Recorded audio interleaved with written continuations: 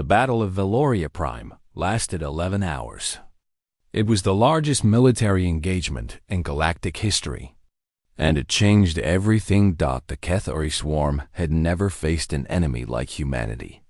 Every other species they had encountered had fought defensively. They had built walls and shields and tried to protect what they had. They had waited for the swarm to come to them, and they had died waiting. Humans did not fight that way. Admiral Chun ordered his fleet to attack the moment the enemy was in range. The Ghost Fleet did not form defensive lines or wait for the swarm to make the first move. Instead, they charged straight into the heart of the enemy formation. Guns blazing, engines roaring. The swarm had no answer for this kind of aggression. Their hive ships tried to scatter, but the human fleet was too fast. Destroyers and cruisers cut through their formations like knives through flesh. Carriers launched wave after wave of fighters that swarmed around the enemy vessels like angry insects. Human pilots flew with a skill and bravery that shocked the watching galaxy. They pushed their ships to the breaking point, pulling maneuvers that should have been impossible. Some of them flew directly at enemy hive ships, firing everything they had until the last possible second before pulling away. A few did not pull away at all. They crashed their fighters into the swarm's largest vessels, sacrificing themselves to create openings for their comrades. As they died, they screamed battle cries into their communication channels, voices filled with fierce joy. On the surface of Valoria Prime, the population watched the battle unfold on their screens. They saw human ships take damage that would have destroyed any Valorian vessel and keep fighting. They saw human crews refuse to retreat, even when their ships were falling apart around them. They saw something they had forgotten existed in the universe. They saw courage. Without limit. The Marines were even more terrifying than the pilots. Human boarding parties crashed their assault shuttles into swarm hive ships and poured out into corridors filled with acid and darkness. The Cathari were fearsome up close, with claws that could tear through metal and mouths that dripped venom. But the Marines did not hesitate. They fought with rifles and grenades and knives. When their weapons ran out of ammunition, they fought with their fists. They died by the hundreds, but they did not stop. They pushed deeper and deeper into the hive ships, planting explosives and destroying everything they could reach. One Marine squad found the central control chamber of a hive ship and held it for 3 hours against wave after wave of Cathari defenders. When the rescue team finally reached them, only 2 of the original 12 were still alive. They were sitting on a pile of dead Cathari, reloading their last magazines and joking about who had killed more. The engineers were perhaps the strangest heroes of the battle.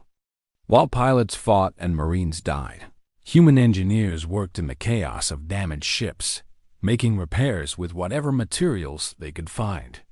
One crew on a crippled destroyer built a new weapon from captured swarm technology and spare parts. It took them 4 hours, and they finished it while their ship was spinning out of control toward an enemy formation. They fired it once, destroyed 3 hive ships, and then abandoned ship seconds before the destroyer exploded. Another engineering team figured out how to disrupt the communication signals between swarm vessels. This created confusion among the enemy, causing some hive ships to attack each other. The engineers broadcast a disruption signal from a shuttle that was missing half its hull. They all died when the shuttle finally broke apart, but their work saved thousands of lives. 5 hours into the battle, Admiral Chun gave the order that everyone had been waiting for. "Target the central hive cluster," he said. "Fire the main cannon." The Eternal Vigil turned its massive bulk toward the largest concentration of swarm vessels. Deep within the flagship, systems that had never been tested in combat hummed to life. The reactor core channeled more power than 100 normal ships could produce. The God Killer fired. A beam of pure destruction lanced across space. It punched through hive ship after hive ship, vaporizing everything in its path. 17 vessels died in the first shot, including the largest hive ship anyone had ever seen. The beam continued into empty space, a scar of light that was visible from the surface of Valoria Prime. The swarm broke, for the first time in their existence. The Kethari knew fear. They had consumed worlds and destroyed civilizations, and nothing had ever truly hurt them. Now something was tearing them apart. Something that did not stop, did not retreat, did not show mercy. The surviving hive ships turned and fled toward the dark space from which they had come. The human fleet pursued them to the edge of the system, destroying hundreds more before letting the rest escape. When it was over, 900 swarm vessels drifted dead in space. The largest threat the galaxy had faced in 1,000 years had been broken in a single day. Humanity had lost 43 ships. Every crew had died fighting. Not one vessel had surrendered or retreated. In the aftermath, Ambassador Silas Tervan stood aboard the Eternal Vigil and watched human rescue teams pull survivors from the wreckage. A human medic was treating a wounded Valorian soldier nearby, speaking softly in broken Valorian, her hands gentle despite the blood and chaos. "Why?" Silas asked Admiral Chun, who stood beside him. "We exiled you. We called you monsters. We abandoned you for 200 years. Why did you come?" The Admiral was quiet for a long moment. He watched his people work, saving lives without asking for thanks. "Because you asked," he said simply. "Because someone needed help and we could give it. That is what humans do. We fight. We bleed. We die. But not for conquest or glory." He turned to face Silas, and there was no anger in his eyes. "We do it because the universe is dark and cold and filled with things that want to hurt the innocent. And someone has to stand between them." The Treaty of Crimson Nebula was dissolved the following year. Humanity rejoined the Galactic Council, not as exiles returning, but as equals welcomed home. The Ghost Fleet returned to the shadows of Saturn, where it would wait once more. Perhaps for another century, perhaps forever. But across the galaxy, a new saying spread among species who had once feared humanity. Parents told it to their children. Teachers taught it in schools. It was carved into monuments and written in history books. When darkness comes, you need only call. The humans will answer. They always answer. And in the void between stars, the Kethari swarm remembered the taste of defeat and learned a lesson that would echo through their collective memory forever. There were worse things in the universe than the swarm. There was humanity. Ambassador Silas Tervan stood on the observation deck of the Valorian command station and waited. Behind him, the remains of his people's fleet drifted in defensive formation around the homeworld. 30 ships. That was all they had left. 30 ships to defend a planet of 8 billion souls. The Kethari swarm was 3 days away. Scout ships had tracked their approach, counting the enemy vessels until the numbers became too large to process. There were thousands of them, maybe tens of thousands. The swarm had grown fat on the worlds it had consumed, and now it was coming for the prize at the heart of Valorian space. Silas had sent his message to the humans 2 weeks ago.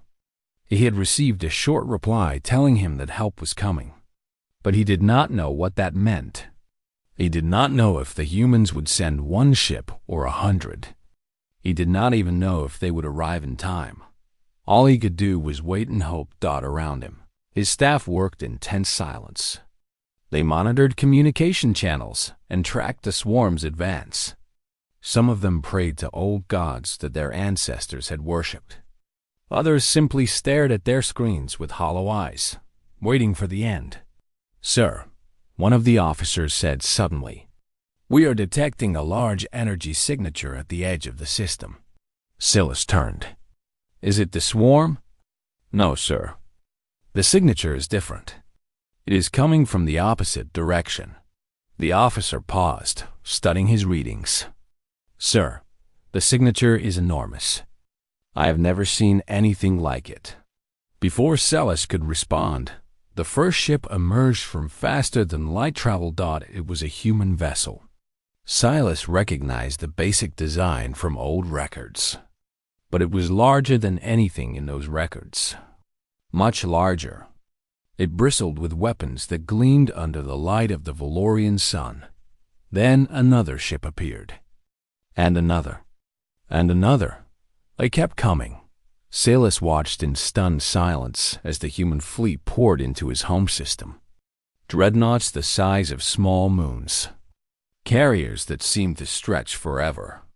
Destroyers and cruisers and frigates and support ships, all arranged in perfect formation. The smallest human vessel was larger than the Valorian flagship. How many? Celis whispered. The officer checked his readings 3 times before answering. 1,742 ships, sir. The observation deck had gone completely silent. Every Valorian present was staring at the view screen with expressions of pure disbelief. Some of them had tears running down their faces. The Galactic Council had exiled humanity because they were too dangerous. They had sent them away because their power was terrifying. Now that power had returned, and it was on their side. Across the galaxy, the news spread like wildfire.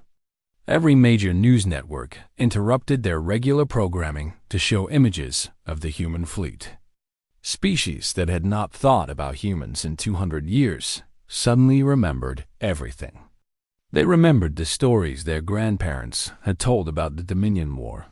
They remembered the humans who had fought and died to protect them. On the Tholian homeworld, citizens gathered in public squares to watch the footage. Many of them had voted for the resolution that exiled humanity. Now they watched the Ghost Fleet with something that might have been shame. On the Myrithan colonies, veterans of the Dominion War recognized the ship designs. They remembered fighting alongside human crews, sharing meals and jokes, and the terror of combat. They remembered the friends they had made and then abandoned. On 100 different worlds, 100 different species came to the same realization. Humanity had not forgotten them. Humanity had not abandoned them. Despite everything, despite the exile and the rejection and the centuries of silence, humanity had kept its promise. Admiral Chun's voice came through every communication channel in the Valorian system. It was calm and clear, the voice of a man who had absolute confidence in himself and his forces. This is Admiral Marcus Chun of the United Earth Fleet. We have received your call for aid. The Kethari swarm will advance no further. All civilian vessels, evacuate the combat zone immediately. All allied military forces, fall in behind us or stay out of our way. He paused, and when he spoke again, his tone changed. It became softer, almost gentle. People of Valoria, we know you are afraid. We know you have suffered terrible losses. But I want you to understand something. You are no longer alone. Humanity has come, and we will not leave until this threat is destroyed. We protect our own, and today, you are our own. Silas felt something warm and wet on his face. He reached up and realized he was crying. On the surface of Valoria Prime, 8 billion people looked up at the sky. They could see the lights of the human fleet, tiny points of brightness against the darkness of space. Children pointed and asked their parents what was happening. Parents held their children close and wept with relief. The humans had come. The legends were real. Admiral Chun stood on the bridge of the Eternal Vigil and studied the tactical display. The Kethari swarm was approaching fast, a massive cloud of organic ships that blocked out the stars. There were more of them than he had expected. Much more. It did not matter. All ships, this is the Admiral, he said. The enemy is in sight. Remember your training. Remember who you are fighting for. Remember that humanity does not retreat and does not surrender. He took a deep breath. Today, we show the galaxy what it means to have humanity as an ally. Today, we remind them why they needed us in the first place. He looked out at the stars and smiled. All ships, engage. The Ghost Fleet surged forward. The Battle of Valoria Prime had begun. Deep within the Sol system, past the red deserts of Mars and the swirling storms of Jupiter, there was a place where light rarely reached. Saturn's rings cast long shadows across the void, and in those shadows, something waited. The Ghost Fleet had slept for 200 years. Thousands of ships floated in perfect formation, their systems powered down to minimal levels. Skeleton crews moved through empty corridors, checking systems and making repairs. Automated drones polished hulls and tested weapons. Everything was maintained in perfect condition, ready to activate at a moment's notice. When the signal came from Earth Command, the station masters did not hesitate. They had trained for this moment their entire lives. Their parents had trained for it. Their grandparents had trained for it. 7 generations of humans had kept the Ghost Fleet ready and waiting. The activation sequence began. First, the lights came on. Deck by deck, ship by ship. Darkness gave way to the glow of power systems coming online. Navigation computers booted up and began calculating trajectories. Life support systems filled empty corridors with fresh air. Then the engine started. It began as a low hum, barely noticeable. But as more ships powered up, the hum grew into a roar that seemed to shake the very fabric of space. Reactor cores that had been dormant for decades blazed to life with the heat of small suns. The Prometheus was the first dreadnought to fully activate. It was an old ship, the first of its class, built during the Dominion War, but it had not sat idle during its time in storage. Human engineers had spent 2 centuries improving it. Its weapons were more powerful. Its shields were stronger. Its engines could push it faster than anything the galaxy had ever seen. Beside the Prometheus, the Leviathan-class carriers began launching diagnostic drones. Their hangars stretched for kilometers, filled with fighters and bombers that could operate in any environment. Each carrier held enough firepower to destroy a moon. But the true heart of the Ghost Fleet was the Eternal Vigil. The flagship was so large that it had its own gravitational pull. Smaller ships had to be careful not to drift too close to it. Its hull was covered with weapons of every size and type. Railguns that could punch through planetary shields. Missile batteries that carried warheads capable of cracking continents. Energy weapons that drew power directly from the ship's reactor core. And at the center of the ship, hidden behind layers of armor and shielding, was the main cannon. No one outside of human space knew about this weapon. It had never been fired in battle. But the engineers who built it called it the God Killer. Admiral Marcus Chen arrived on the Eternal Vigil 3 days after the activation signal was sent. He walked through corridors that had been empty for generations, now filled with crew members rushing to their stations. The ship felt alive in a way that it had not felt for centuries. On the bridge, officers worked at their consoles with quiet efficiency. There was no panic, no confusion. Every person knew exactly what they needed to do. They had trained for this since they were children. "Status report," the Admiral said as he took his seat in the command chair. "All primary systems are online, sir," the executive officer replied. "Weapons are charged. Shields are at full power. The fleet is forming up around us. How many ships?" 1,742, sir. "Every vessel we have." The Admiral nodded.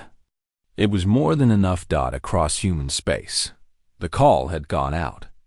Veterans who had retired decades ago put on their uniforms and reported for duty. Young graduates from the military academies rushed to their assigned ships. Reservists kissed their families goodbye and promised to come home. The response was overwhelming. Far more people volunteered than there were positions available. Humans who had never served in the military showed up at recruitment centers, begging for a chance to help. They were turned away gently, told that there would be other opportunities to serve. This was humanity's moment. After 200 years of exile, they finally had a chance to show the galaxy who they really were. On Earth, people gathered in the streets to watch the news feeds. They saw images of the Ghost Fleet assembling, ships that had been nothing but legends suddenly made real. Parents pointed at the sky and told their children that somewhere up there, their fleet was preparing to save the galaxy. On Mars, the shipyards that had been quietly building new vessels for generations finally revealed their work. Dozens of fresh ships joined the Ghost Fleet, their hulls gleaming with new armor and weapons. On the moons of Jupiter, training facilities that had operated in secret for 2 centuries sent their best pilots and soldiers to join the fleet. These were the elite of humanity's warriors, raised from birth to fight and win. Admiral Chun watched the fleet form up on the main view screen. It was a beautiful sight. Ships of every size and type, arranged in perfect formation, ready to follow him into battle. "Send a message to the Valorian ambassador," he ordered. "Tell him that help is on the way." "What should I say, sir?" The admiral thought for a moment. The galaxy had forgotten about humanity. They had dismissed them as primitives and exiled them to a forgotten corner of space. They had expected humans to fade away, to become nothing more than a footnote in history. They were about to be reminded of their mistake. "Tell them this," he said. "The humans have not forgotten our promise. We are coming, and we will not stop until the swarm is destroyed." The message was sent across the galaxy. Species who had not thought of humanity in generations suddenly found themselves watching their news feeds with growing shock.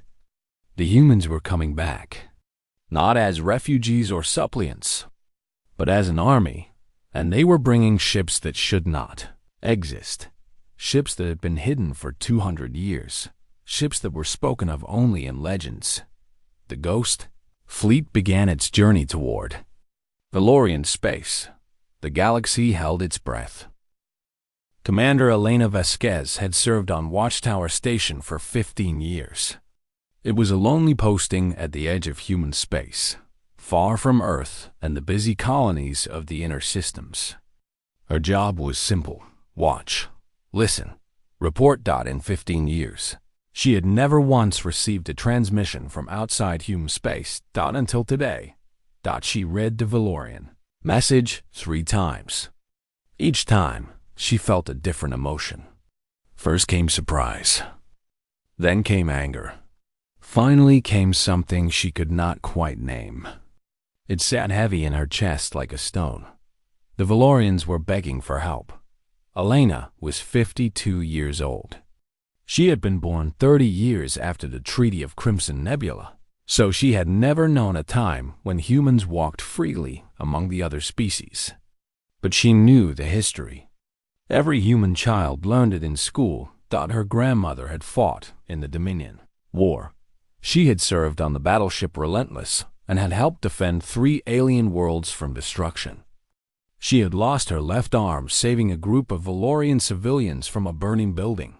When the war ended, she had expected gratitude. Instead, the Galactic Council had looked at humanity and seen only danger. They had ignored the sacrifices and focused on the violence. They had decided that humans were too fierce, too unpredictable, too wild to be trusted. Alana's grandmother had cried when she told that story. Not from sadness, but from anger. She had given her arm for people who then called her a monster. Now, those same people were asking for help. Elena forwarded the transmission to Earth Command. Protocol demanded that she wait for instructions.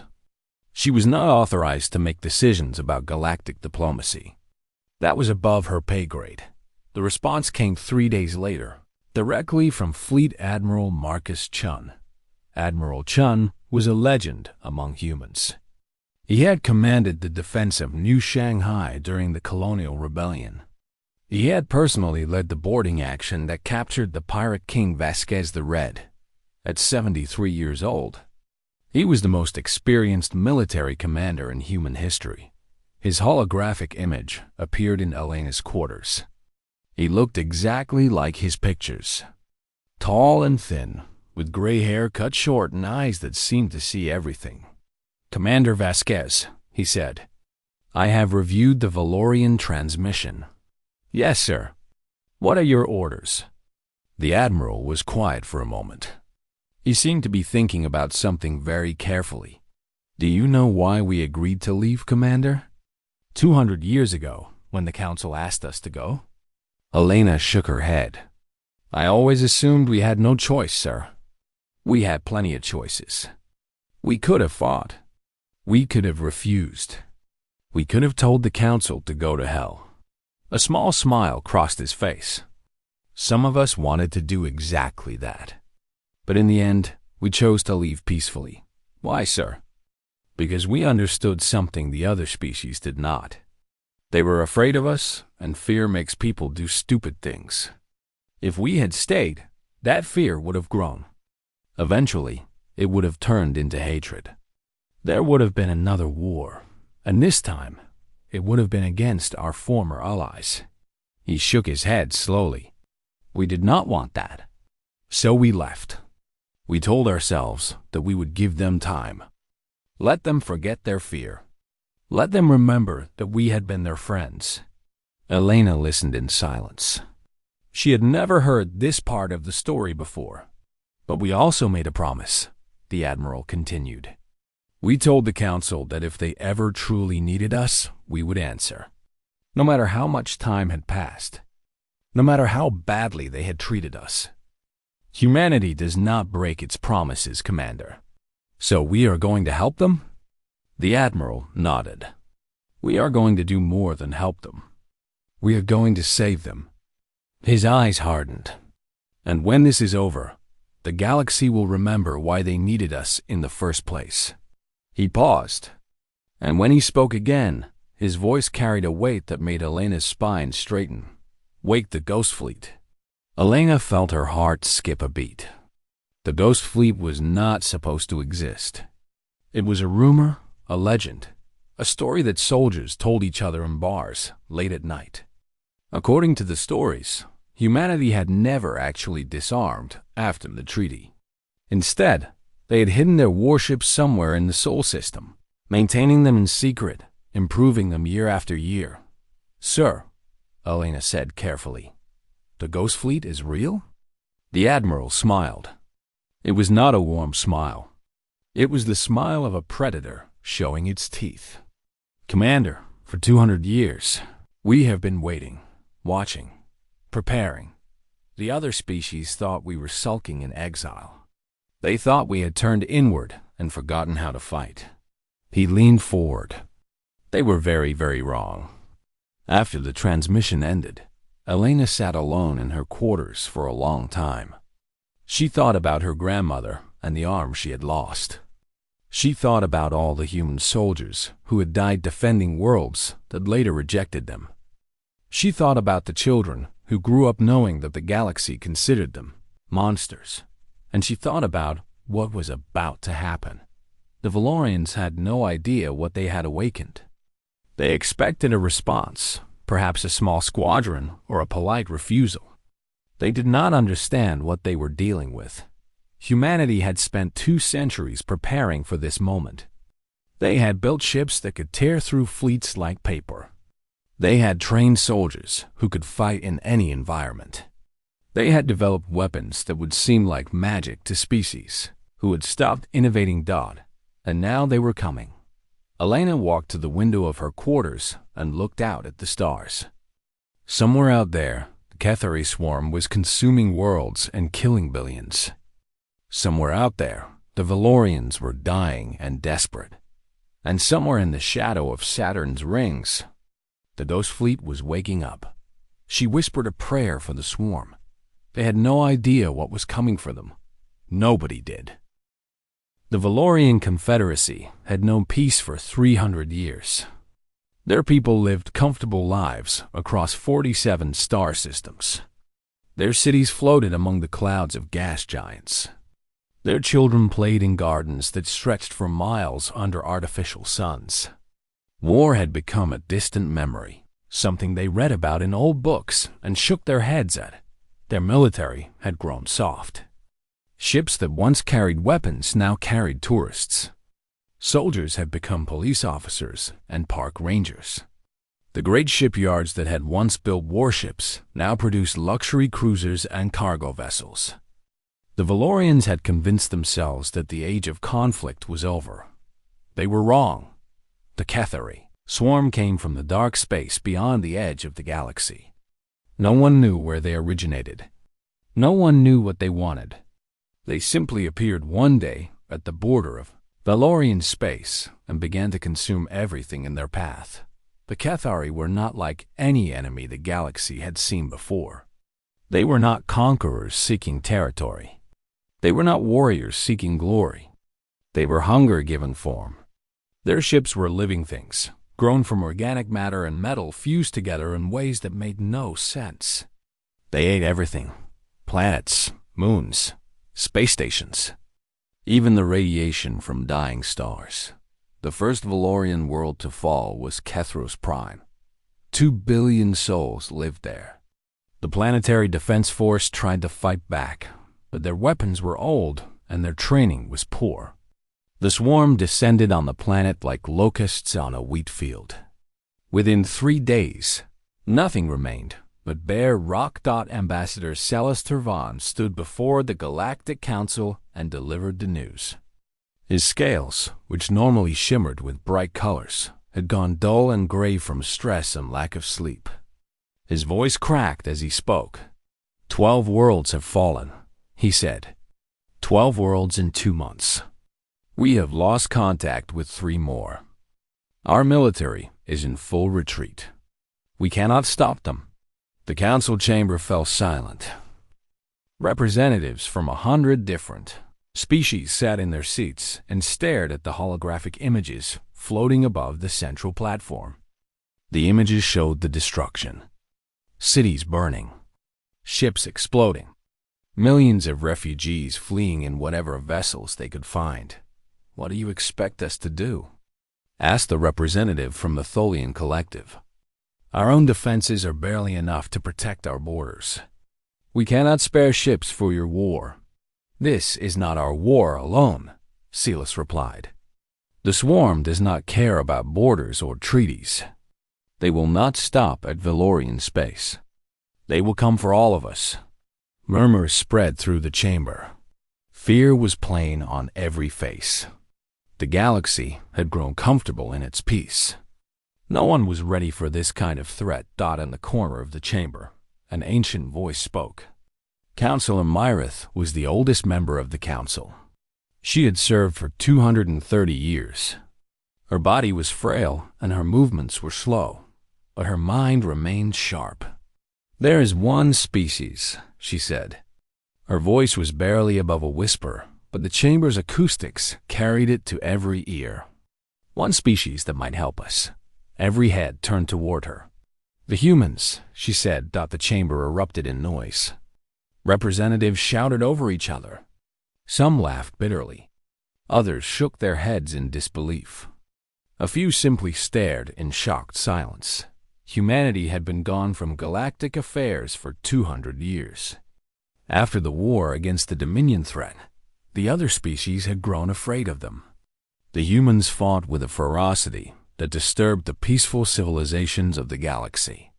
They built weapons of terrible power and used them without hesitation. They threw themselves into battle with a passion that seemed almost religious. When the war ended, the Galactic Council had called a special session. They discussed the human problem for weeks. In the end, they had politely asked humanity to leave. The humans were too dangerous, they decided. Too unpredictable. Too violent to remain among civilized peoples. The Treaty of Crimson Nebula was signed, and humanity retreated to a quarantined sector of space. They took their ships and their soldiers and their weapons with them. For 2 centuries, no one had heard from them. They will not help us, said the Tholian representative. We cast them out. We called them barbarians and monsters. Why would they lift a finger for us now? Because they are humans, Myrith replied. I remember them, even if the rest of you have forgotten. I was there when they fought the Dominion. I watched them sacrifice thousands of their own to save planets that were not theirs. I saw their medics carry our wounded through fire and blood. She paused and looked around the chamber with her ancient eyes. We called them violent because they were good at violence. We forgot that they chose to be violent on our behalf. Silas stepped forward. I will go, he said. I will take a diplomatic vessel to human space and deliver our request myself. They may kill you on sight, someone warned. Then I will die trying to save my people, Silas replied. It is better than waiting here for the swarm to reach us. 3 days later, a small Valorian ship departed from the capital world. Silas sat alone in the cockpit, watching the stars streak past as the vessel jumped through hyperspace. He thought about his family back home, his wife, his 2 children. They were counting on him to find help. The journey to human space took 2 weeks. As Silas approached the border, he noticed something strange. There were no patrol ships, no warning buoys, no defensive platforms. The space around the human sector was completely empty. He transmitted his message on all frequencies. He identified himself and explained his mission. He begged for an audience with whoever was in charge. For 3 long hours, there was no response. Then, just as Silas was beginning to lose hope, a voice crackled through his communication system. It was a human voice, speaking in the common galactic language with a slight accent. Valorian vessel, this is Watchtower Station. We have received your transmission. Proceed to the following coordinates. Do not deviate from the assigned path. Any hostile action will be met with immediate response. Silas let out a breath he did not know he had been holding. They were listening. They had not killed him on sight. It was a start. As he guided his ship toward the coordinates, he wondered what he would find. Had the humans spent 2 centuries preparing for revenge? Had they grown weak and soft like everyone else? Or had they become something else entirely? He would soon find out. The fate of the galaxy depended on it.